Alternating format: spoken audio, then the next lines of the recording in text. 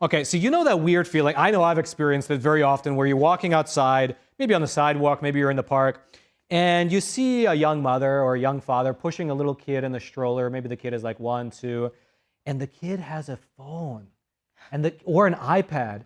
I look at that and I just think, I just think like, I want to yell at the parent and go like, brother, don't do this. Don't do that. There should be like spending time looking at the trees. Now I don't, it's none of my business. I never yell at anyone. I don't say anything. But anyway, a new study came out. Let's see if it's true. The headline of the study was that kids nowadays in America experience 4 to 7 minutes a day of unstructured outdoor play. Is that true? By the way, for the record, pretty much every health organization, American Academy of Pediatrics, everything, CDC agrees with you on the point of don't give your very young children cell phones. I feel like it's almost child abuse because the kid doesn't know any better and they're going to get addicted. Because especially when you're like in a stroller going around the park, that's the time to be looking out at trees and seeing how people interact. And it's like, I can understand I don't agree, but giving the kid like something to look at when you're cooking and you need a little break. But not outside when you're like playing. Anyway, sorry to derail you. They say that's a hard no too, but we'll get to that in a second. Okay, so the 4 to 7 minute metric that we're seeing, that quote came out a couple of years ago from a study back in approximately 3 years ago, I want to say. So that's from the Child Mind Institute here in New York, actually. Basically, the point is children are not getting, it's not necessarily just time outside. It's not, you're inside 24 hours a day minus 4 minutes. It's more like, what they're talking about is called unstructured time outside. Basically what that is, here's a good example. Take like phys ed class in school, right? You're outside, you're getting some exercise, that's good, it's healthy, but that's under the guidance of adults kind of instructing you how to spend that time. This 4 to 7 minutes is basically what's considered, again, unstructured time. So that's like when your kid goes out to play pretend or run around in your yard and, kind of just get some experiences observing the world without that kind of structural What about direction. recess? Yeah, so that's actually another point on this. That would be considered structured typically, but that's kind of a big contentious point right now because most of the guidelines on this say, school children, elementary schoolers should be given around 20 minutes bare minimum of recess every day.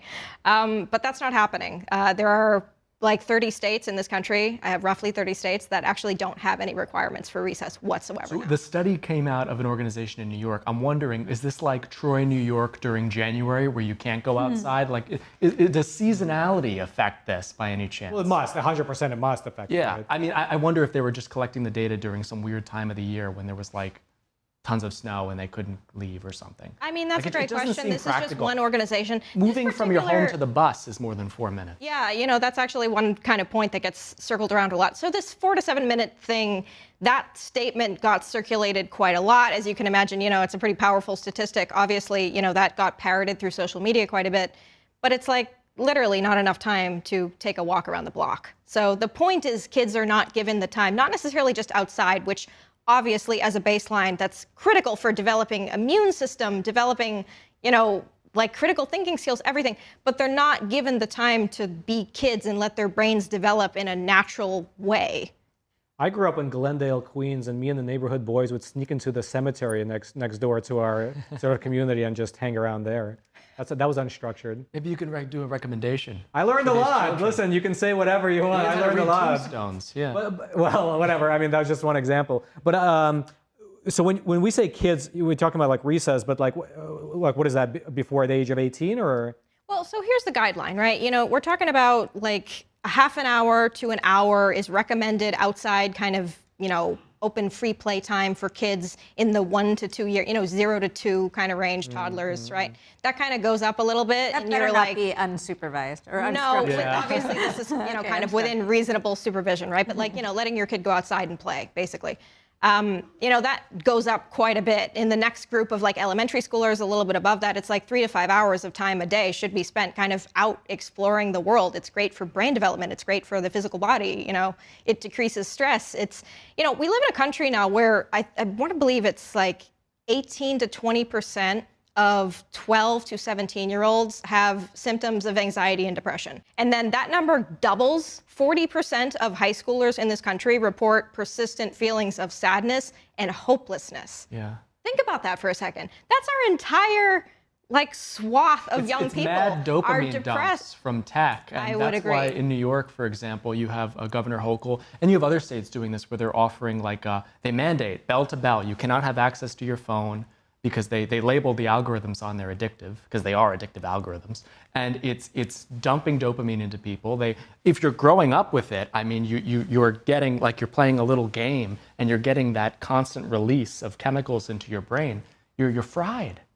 And that's interesting. Actually, Roman, you specifically were talking with me about this off segment. But the point is, like, there's not very much kind of like ironclad data about the amount of time kids are spending outside. But there is a lot of ironclad data on what we shouldn't be doing, which is spending time on screens. Like, the negative effects of that are really, really pronounced. There was actually one study that came out that kind of tried to, clear the noise of the anecdotal reports and figure out exactly how much time, like especially young children, are spending in front of screens, beyond just like reports from parents, basically. And they found that within the first, I believe the measuring points were like 6 months, 12 months, 18 months, 24 months. So at that first metric, at the 6-month mark, most kids are getting like an hour and 20 minutes, I believe, an hour and 16 minutes of like just pure screen time a day, that young. Really? But then that number doubles by the time you're 2. We're talking like almost 3 hours a day of screen time at like 24 months old. Wow. Really? So Yes. that's the all they average? This is know according to is one the screen. study. This is according to one study that was done to try to, get an accurate representation of what's really going on, because that's hard to do. Okay, but that one study found that by age 2, the average American child gets how many? 3 hours per I day? believe the exact number was 2 hours, 24 minutes, but yeah, in the vicinity. That hurts to hear. And it's not even just the screen time, the type of screen time. It's not like Teletubbies, it's like Coco Melon, where it's like specifically made to keep the dopamine loop continuing. They sit down with kids and they do test screenings, and the moment the kids turn their eyes, they make a note and they say, oh, we should add a little sound effect here, or we should add a colorful light here, so the kids like are glued to the screen. I mean, that just fries people's brain. It fries my brain, I don't watch Coco Melon, but that type of stuff fries my brain. I mean, the other thing too is like the jump between that number and the recommended guidelines for young children Just is like 0, right? staggering. Yeah, so for young kids, 1 to 2 years old, the guideline is do not let them have a screen unless the one condition where it's okay is basically to FaceTime with a family member if they're out of town, right? So to foster a relationship. That's the exception. That the age number goes up a little bit. The screen time recommended doesn't really go up. It still stays around like the 1 hour a day mark. Averages, right? Yes. Which means that there's a bell curve, which means that there's some kids that age who must be getting a whole lot more, because we know there's some parents of kids that age that probably restricted entirely. Yeah. Well, the difficulty with something like that is I remember watching, I think it was a documentary about Mr. Rogers, if I'm not mistaken, or Sesame Street. It was one of those 90s shows. I think Mr. Rogers. And he was basically talking about how he created the show because he knew that a lot of kids had, their parents are working, and so they're kind of stuck watching TV, and so he wanted to create something that's really educational and that can teach them values and stuff. And I feel like that's good, but especially the outliers, if a kid is just glued in these 4, 5, 6 hours on screen, I feel like probably is gravitating towards the Coco Melon style stuff, So it's probably I feel like even a statistic like that, which averages things out, kind of hides the underlying really bad corrosive effects that a segment of kids are experiencing. You know what I mean? Yeah, I totally agree. I mean, here's the thing. It's if you have to have a screen, that is obviously the best case scenario where you're getting some kind of educational value, some development value. I'll out myself. I was a PBS kid. I was watching Nova and scientific kind of documentaries and research things. And I feel like that, plus the fact that I actually was one of those young kids who got the chance to go out and be in nature a lot. I worked with homeschooling groups when I was very young that would encourage you to go out and participate in nature walks and do these other things.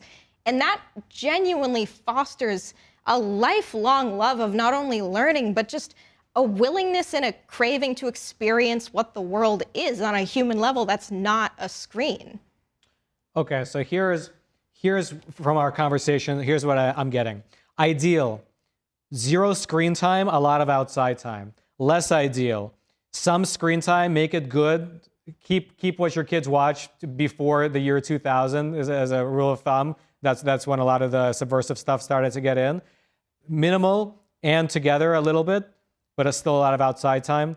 Worse than that is leave them watching something decent by themselves. Worse than that, leave them watching something, whatever they want by themselves. Worse than that is giving them their own device to choose what they watch. Oh, and I have bad news for a lot of parents on this. One of the top guidelines to basically help your child develop a healthy relationship with technology is to have healthy habits with technology yourself. That means no doom scrolling. Yeah. Or else your kids will swipe left on you. Yeah, usually they Hopefully disassociate. not. No, seriously. Usually you disassociate from your parents and you feed more into tech around middle school, but with increased access to technology now, kids are doing it earlier. There is one little bright side that I want to mention super quickly before we end off. So because of this, we're seeing a lot of small, admittedly, but I think really powerful movements from not only parents, but people in education. There was one Michigan mom that I read who's a homeschooling mom, and she started this movement all about encouraging parents and kids to spend 1,000 hours outside. So basically that translates to about 6 weeks, like 6 full weeks of time, obviously spread out over the course of a year, what have you. But, take the time to foster that. And her experience, she says in her words, I believe, maybe not an exact quote, but it changed her life. It changed her perspective as a parent. It changed, the effects in her kids. So were palpable.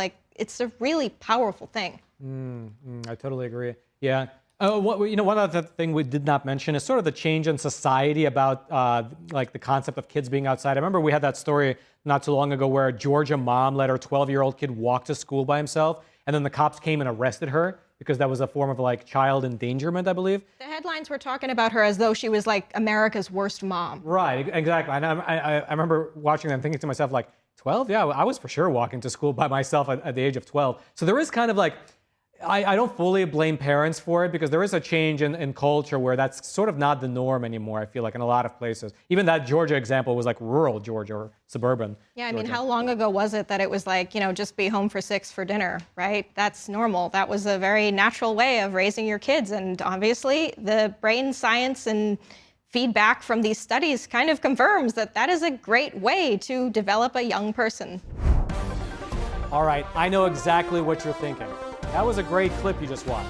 Now, if you're watching on YouTube, make sure to follow and also check out either these videos or maybe they're on this side. I don't know which side they're on, but we set it up. So these are the videos that YouTube is suggesting to you as the best ones that you'll probably like the most. So check them out, this side, and until next time.